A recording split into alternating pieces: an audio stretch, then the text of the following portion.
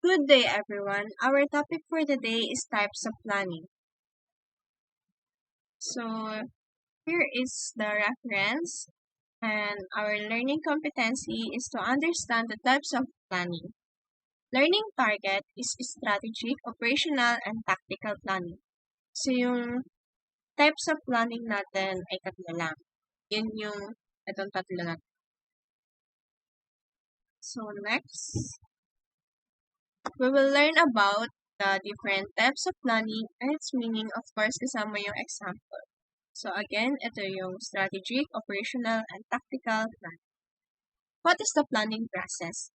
The planning process is the systematic approach that an organization takes to define its goal and develop strategies and plans to achieve those goals.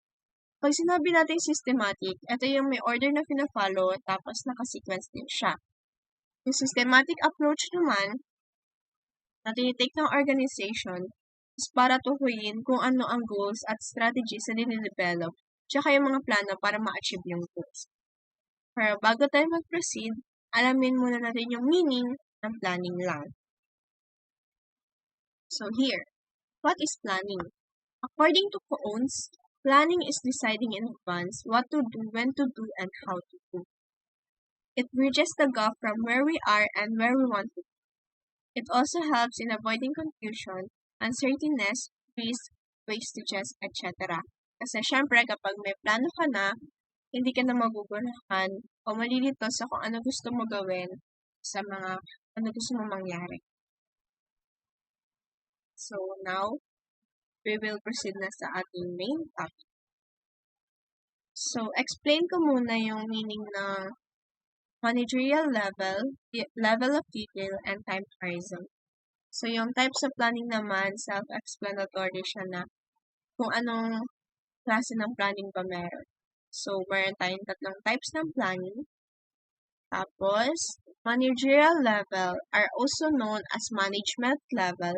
Management levels are the divisions between degrees of authority and responsibility in a company.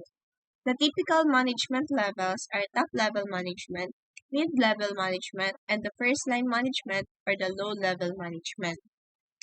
Yung level of detail naman, based on my research, yung meaning ng level of detail, nagre-refer siya sa complexity kung gaano ka-komplikado o gaano kahirap. So, yung time horizon naman is kung gaano siya nagtatagal. So, now, again, strategic planning is in the managerial level at up. Level of detail niya ay low. Time horizon niya ay long. Umaabot siya ng 3 hanggang. Strategic planning is a systematic process of setting of overall goals for the business and the development of a plan to achieve them. It is a process in which organizational leaders determine their visions for the future as well as identify their goals and objectives for the organization. Organizational leaders use this process to define their future vision and pinpoint specific goals and objectives for the organization.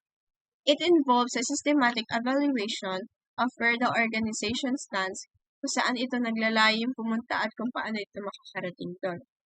Additional info, parte nito ang pag-iisip ng maaga and considering the bigger picture rather than focusing solely on the short-term outcomes. So, dahil nga long-term siya, hindi siya mag-focus sa mga panandali. So, next, tactical planning. So, the tactical planning is in the managerial level of middle, level of detail na medium, time horizon na medium na maabot ng 1 hanggang 2. Tactical planning takes a company's strategy plan and sets forth specific short-term actions and plans, usually by company department or function. The tactical planning horizon is shorter than the strategic plan horizon.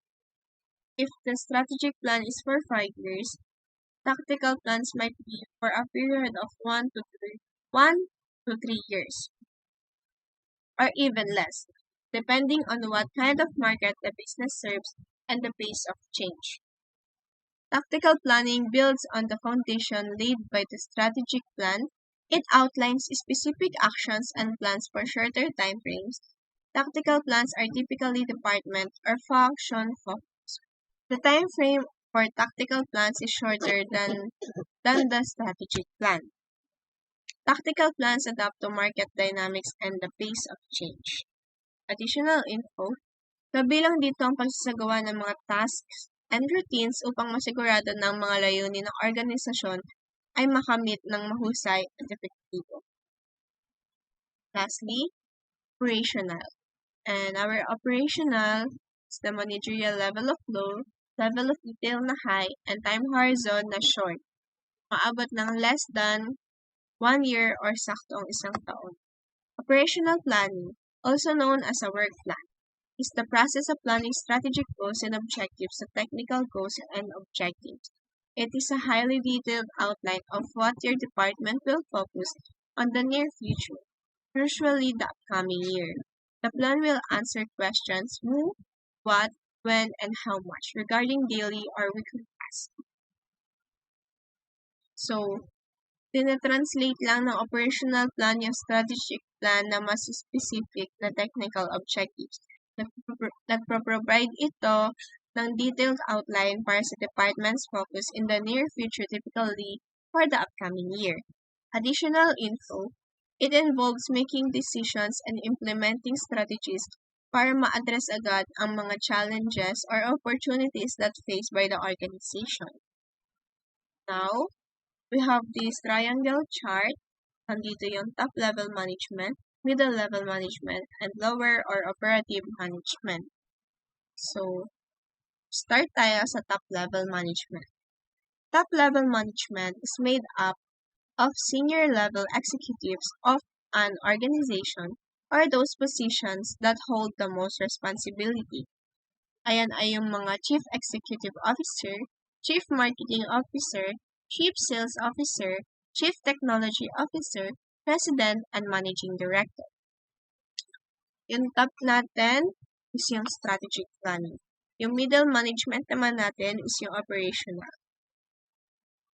Mid-level management refers to the managers who are below the top level of management and who are responsible for controlling the running an organization rather than making decisions about how it operates.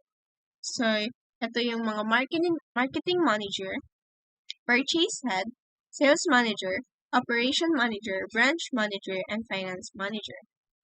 And lastly, we have this lower or operative management or first line management 10. So, first line management or low level management or operative management is the lowest level of management in an organization and is typically responsible for supervising non-management employees. The term first line refers to the fact that these managers are the first people to whom non-management employees report. Ito yung mga supervisors, foreman, junior manager, and inspector, and clerk.